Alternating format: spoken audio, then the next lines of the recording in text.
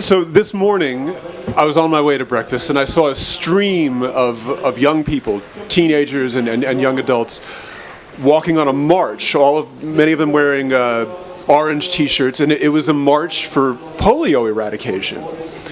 And these bright-eyed teenagers were basically part of this long epic of polio and the fight against polio, one that runs from Bihar to Bangalore to the nest where Osama bin Laden was hiding to Nigeria.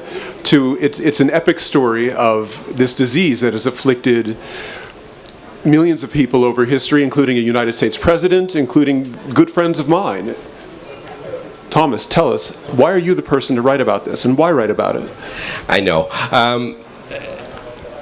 I'm not the kind. I have a confession. Let me begin with confession. I am not a medical person. I don't have a medical degree. I don't even have a science degree. And until about 10 years ago, I had absolutely no interest in health. But I write about health, and to be honest, 10 years ago, if you'd asked me about health, I'd have think, wow, that's a really good topic, but it's not for me. Then through a whole bunch of circumstances, I wrote a book on SARS, which is the disease that swept Hong Kong in the year 2000. And that was amazing. This is a disease. How many of you, has anyone been to Hong Kong? Many of you. So you will know that this is a city that never sleeps. The roads are always full, the lights are always on, it's a 24-hour city. And yet, in 2003, this tiny microbe, this little virus, shut this city down. Not for 1 day, not for 2 days, not for 3 days, but for 3 months. The roads were empty. All those busy roads, you could sleep in the midst of the road. And nobody would disturb you because there was nobody around. People were scared of this virus. And this is what got me really interested in the power that microbes still exert on our lives. You know, the relationship between man and microbe is one of the oldest human relationships.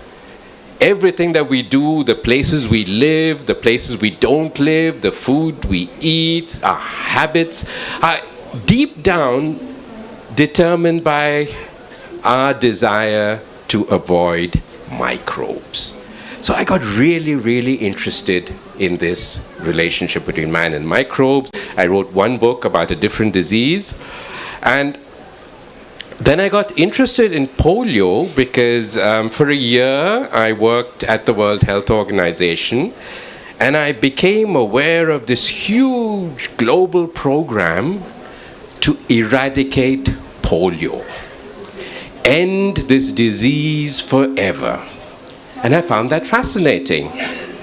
And I'd like all of you, to think about the idea of eradication. Do you know what eradication means? Eradication is ending a disease forever, not for us, not for our children, not for our grandchildren, but for all time to come, by driving to extinction the virus or the bacteria or the pathogen that causes the disease. Just imagine, the polio virus is one of the smallest viruses known to man, right? It's about 1 million of them can fit onto a grain of sand. And yet, we humans were attempting to drive this tiny, tiny thing that we can barely see to extinction. And I was fascinated by the idea. This is like getting somebody out. This is harder than putting a man on the moon. And it shows the same ambition, the same optimism, the same hope, which tells us so much about ourselves as well. Right? So that's how I initially got interested. And I got interested in disease. I'm interested in disease not because of what symptoms or even how to cure it. I'm interested in disease because I'm interested in understanding how we, as the human race and different societies, respond to disease. Because this response tells us a lot about ourselves. And disease, really, it's a mirror. Our response to disease is a mirror for us to see our own societies. So that's how I got interested in the polio eradication campaign. And once I got into it, now I'm a journalist by training, and my first response is, wow, this is a great program. My second response is, this was supposed to have ended in the year 2000. It was launched by the World Health Organization in 1988. It was supposed to have ended in 2000. 18 years on, the polio virus is not eradicated, it still exists. And each year costs approximately $1 billion, right? Just to keep the polio virus isolated in the 3 or 4 places that it is. And so I asked questions as to why is it taking so long? And then the answers I got actually were very interesting. But I'm going to hand it back to you, Dan, because otherwise I'll talk my way through. So India had a triumph, right, about 5 years ago, where it was certified polio-free, and we covered it as a triumph. I covered it as a triumph. I wrote about it as a triumph, and it's this amazing logistical exercise. These vast immunization campaigns, where more children than there are people who exist in Russia are vaccinated in the space of a week. This is a crazy logistical exercise, and a deeply successful one. But it also brings up some sort of question, which is, polio is one virus, one illness that affects the young people of India, or in this case, no longer affects them. Why is it possible to eradicate polio here, do you think, but still not provide sanitation or the basic things that the public health requires of a state? That's a really good question. This is the other question that was it's been eating into me. It's still eating into me. So we've got rid of polio, which was an amazing, amazing public health triumph. And it shows when properly motivated, what even states with poorly functioning administrative systems, I'm talking about Uttar Pradesh and Bihar, right, can do when they are motivated. When somebody puts on the switch, when people want to do things, we can do things. So that was the good news out of this. But the larger question was, and still is, and this is really something I'm going to throw to all of you. We've spent a lot of money eradicating one disease or eliminating it from India, which is a great thing. None of our kids are going to have polio. But at the same time, our children are dying of malaria, they're dying of measles, they're dying of diarrheal diseases, they're dying of respiratory illnesses. What we have achieved is to protect a child from polio, but there's no guarantee, still no guarantee, this child is going to live beyond the age of 5 before being laid low by something else. And so this is one of the issues that really, it's a great triumph, but around this triumph there's a whole bunch of gray areas in terms of what we haven't been able to achieve, what we haven't been able to do to kids. And I'm going to give an anecdote from which really sums this up. So in 2012, I was in northern Nigeria, and I was traveling with UNICEF vaccination teams, right? And we were going to a village in Kano province, a village called Marke, where a whole bunch of people had refused to vaccinate their children. So we all got into this big SUV and we drove to this village, and we got out and we went to this guy's home, which is basically, it was a large mud hut with a thatched roof. And we sat on the floor, and the UNICEF people, they were all sort of with one translator, were saying, you must do this, you need to do this, you need to protect your children. And finally this guy said, okay, there are all these foreigners come to my house, they're saying do this, I'll do it. But when everybody left, I was sitting with him with a translator, and this guy exploded. He said, polio, polio, polio. Why polio? And he was saying that when his child fell ill or had a fever or had a an upset stomach or whatever it is, a bad cough, what he needed to do is take the child, walk to the nearest main road, either take a bus or wait for some form of transportation to go 10 kilometers down to the nearest big town where there was a primary health care center. In that primary health care center, if he was lucky, there'd be one person at work, a nurse maybe. If he was unlucky, there'd be nobody. If he was even luckier, there'd be some medicines for the child. If he was unlucky, that person would say, go see a private doctor, which would cost him even more. And I could understand where he was coming from, because we were ridding the world of a disease that was not that prevalent, but we had left, and by we I mean all of us, because this is a global program in which one way or the other all of us are involved. We are really leaving untouched some of the deeper issues, things that Dan had alluded to: water, sanitation, air. So why don't we tackle this? There's a reason. It's really hard. Now, all these big global programs are really, India was an exception because in India used its own governmental money. In most countries, it is donor money that drives these programs. So the Gates Foundation, USAID, the US government, the British government, the Japanese government, they fund these big programs, right? And of course, Rotary International was very big. Are there any Rotarians, by the way, in the audience? So you guys know what I'm talking about, because Rotary really has been driving the polio program. But anyone who gives money wants something, first of all, that is time-bound, and that also, which sort of, it's interesting to grasp, it's easy to grasp. Eradicating a disease, and if I come to you and say, give me money, I will rid the world of polio in 5 years, I'm going to do that. But if I come to you and say, give me money, over the next 2 decades, I'm trying to improve drinking water in 80% of the world's villages, I would say, right. And I would turn away and find something that's a little bit more attractive. So the real interesting things in public health, the necessary things in public health, unfortunately, are hard and they are boring. And they're difficult to achieve. Cleaning your air, cleaning water, building health infrastructure so everybody has got, that you have a well-stocked primary health care center close to where you live. So, Thomas, are you saying that polio is the low-hanging fruit of public health? Are you saying that for all it takes, the billions of dollars, the thousands, hundreds of thousands of people involved, the vaccinators who were murdered in Pakistan, murdered in Nigeria, still it's the easy one?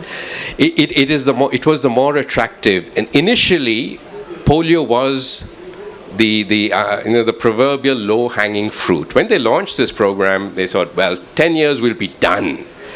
Unfortunately, the fruit, and I'm going to kill this metaphor a bit, has been rising higher and higher. And it was a lot harder than people actually thought. But that was one reason. It's easier to attract attention. It's easier to gain money for this. And that's why people were excited about polio. Now, you've talked about, you had mentioned the second part of your question really was about vaccinators being shot in Pakistan. The polio campaign and my sort of journeys through this long campaign has really been a journey also through the world we live in. I spent a lot of time in Pakistan it took me to the middle of the fight between the Taliban and the Pakistan government, the CIA's attempt to catch bin Laden, all of this, the polio virus found its way into all of these different stories. But there was, tragically, I think more tragically, and this is something that, I don't know if there are any public health people and doctors, but I'll come, in fact, sometime later, if you could actually, this is something that I think poses a grave ethical dilemma. Over 100 vaccinators were assassinated in Pakistan by the Taliban as part of the war between the Pakistan government and the Taliban. Many of these vaccinators were women who were doing the vaccination because they needed the money, so they would go out regardless. And then I asked myself, how do we balance these different forms of life? A vaccinator being shot in order to protect a child from polio. What sort of balance do we put this into? I don't know what the right answer is, but definitely this is the question that we need to ask ourselves. And this woman leaves behind a family as well, right? And the same thing happened in Nigeria as well, where the Boko Haram was targeting vaccinators.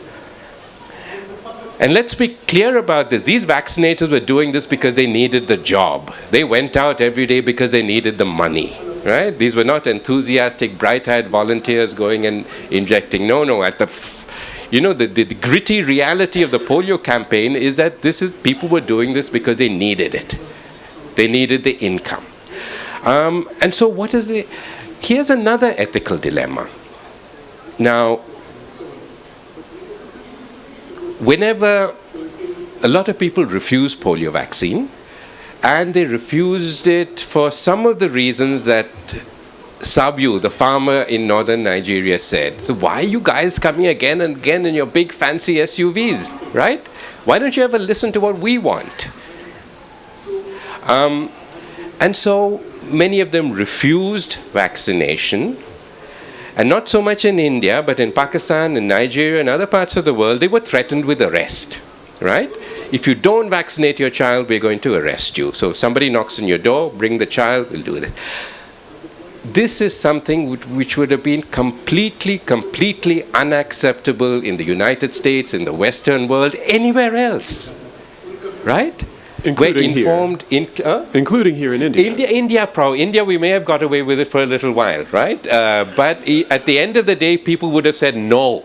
And the kickback would have been far worse. So is it acceptable to use techniques in poor parts of the world amongst poor people who literally are at the lowest rung of this global hierarchy of power that you would not be allowed to use in more powerful parts of the world? This, once more, there are two arguments. You could say yes, because it's for a good cause. We're going to do it anyway, right? But do you think that coercive public health could have longevity, right? Is that a model for long-term public health? I don't think so. And I was really shocked because public health, of all the difference, there's a difference between public health and clinical medicine. And public health is supposed to be, in a sense, much more about equity, social justice, about certain broad values of justice, much more participatory. It's meant to be health for the people. All of these things are wrapped into the idea of public health. And so this leaves me really, really uncomfortable. But my friends in the polio program, whom I talk to a lot, saying, hey, we have been given a job to do. This job is overdue. We're going to have to get this done. I don't care if people say no. We're going to get this vaccine into this kid's mouth come what may, right? Until the last polio virus disappears. And I can understand that as well. Okay, so you're saying that it's a question of citizens versus subjects. And so for citizens and for subjects, what is the next public health challenge for the world and for India? What do you think? Okay, the public health challenges are manifold, starting from clean drinking water to air. The WHO had this big global conference a week ago on air pollution, where air pollution now has been described as the new tobacco, right? So this is killing us, whether we know it or not.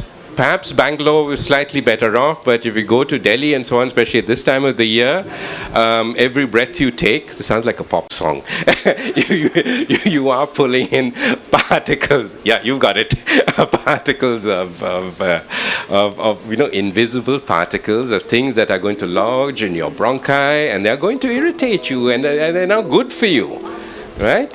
And so I think clean air, water, sanitation, the same public health issues that the West solved over 150 years ago still remain for us to solve. And I think these are the biggest challenges ahead of us. Would you like to take some questions? Absolutely. All right. Do we have someone who can hand a mic around or hand this mic around? That gentleman. No, thank you. One moment. So we'll start with the gentleman standing here. Thank you. Thank you. It's a great topic. I happen to be a physician, though also a writer. And one of the things I did is actually sue the Indian government and got the bio toilets on the Indian Railway. Now, this is a very important link with polio, because if you know how polio is transmitted, the fecal matter contains the polio virus. And anyone who, like, how FDR got polio, he drank water that had polio virus, maybe from the swimming pool, whatever, however. Now, there is a major problem with the vaccine. And I don't say this to confuse anybody, but it's very important. As a New York Times article that I would love to refer to you, 2007. The vaccine that's being given as oral polio vaccine is a live virus vaccine. In the US, what's given is an injected vaccine. Now, the oral polio vaccine that's given in India, because it's less costly to do it orally, that child can pass it in the fecal matter as a live virus. And if you have a bathroom system, open defecation system, bathrooms in India, that transmits the fecal matter to the water supply, your chain is not safe. An oral polio vaccine with live virus will not work. And this, the World Health Organization knows, the UNICEF knows, but they don't want to have the fact come out. Except, of course, the New York Times made it public. Now, this is the big issue, and we have the vaccine in the bottle, or like the genie in the bottle or whatever, but it's likely to slip out again. And that danger needs to be academically, scientifically, socially, public health-wise discussed. And recently we've had polio in the news again. So the problem is not solved yet. So a child who is actually taking the vaccine could be transmitting the disease through its fecal matter. And that's a serious, serious matter. And it needs to be addressed. Very good. Thank you. Thomas, quickly on the composition of the virus here, and then we're going to go lightning round with questions and answers. All right. Okay. Now, I agree with, what you said is absolutely right, but I would like to qualify something, because when we say it's a live it's a live virus vaccine, right? And it does have these dangers. But at one point of time when polio was rampant, this danger was far less, the risk of this was far less than the benefit that the vaccine was giving. That risk-benefit now, I agree, is changing, and especially in a context of thing. There is a more expensive, there is an injectable polio vaccine, as you mentioned, and all countries in the world are, including India, have to shift to this. But, and here's one of the other fascinating, there's a global shortage of the injected vaccine now.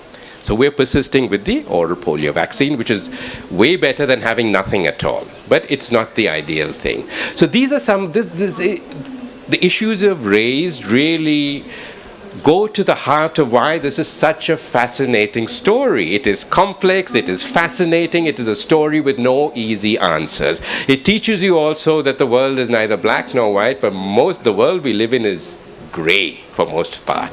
Speaking of gray, there's a man in a black t-shirt. What do you got to say? Yeah, so my question is about, it deals with anti-vaccination propaganda. Like, so in the US, it's usually soccer moms who, have this autism causing, vaccinations causing autism bullshit. But in India, it's, when it recently made its appearance in Kerala, the Malappuram district, there was all the conservative elements are up in arms against it, and they're citing religion for it. So my question is, how would you deal it? Would you deal it the same way like you would in the US, it's a completely different audience, right? So how would you deal anti-vaccination propaganda? So I think the U.S., not just the U.S., it's France, it's Europe. There is this whole phenomenon of, you described as a soccerman, but basically these are these educated, fairly well-off families and mothers who are turning their backs on vaccines as part of a much bigger sort of holistic medicine sort of thing. And that is one set of issues. The issues that we see in Malappuram district in Kerala, for example, there was this backlash against the meningitis vaccine, and we had a meningitis outbreak. In other parts of the world, the polio vaccine after 9/11, after the 9/11 attacks, there was sustained propaganda from Islamic scholars saying that and telling people that, this polio vaccine, why do you think the West is giving you this vaccine? It is the West's revenge for 9/11, for the 9/11 terror attacks. And this vaccine is meant to sterilize your children, right? But even that propaganda lasts for about 6 months to a year, and then people's normal rationality does kick in, right? When you have most of the Muslim world, including Saudi Arabia, making vaccination compulsory, clearly this is not an argument that can last. And even in Malappuram, the fact that, even among Muslim communities or any community, Christian religious groups are another big holdout against vaccination, right? Should I be looking at that? Okay, I'm going to stop. Can we take one more question? We've got a young lady in a striped shirt here. I'm very long-winded, so I'll be But you're very short. comprehensive. Okay. The thing is, like, you told that it should be forcefully injected. These vaccinations in few places, it has to be forcefully. What made you fail to educate them? It's not educate. I mean, like this Like, guy. if one is knowledge or educated, they'll definitely won't take a wrong step, right? Yeah. In future. The parents were asking rational questions. The polio vaccine was given not just once a year, twice a year, but repeatedly, right? And so people were asking, why do we have, if you say this vaccine is great, if so, why do we have to give it again and again and again? And the polio campaign and health ministries had no answer except this very bureaucratic thing. This is a very good vaccine, very safe, give it to your kids. Now, parents are not stupid. So parents are not stupid. So part of it is really engaging with them as rational beings, which we don't often do. We look at them as poor people who don't know anything. And I think this was part of the whole sort of education track.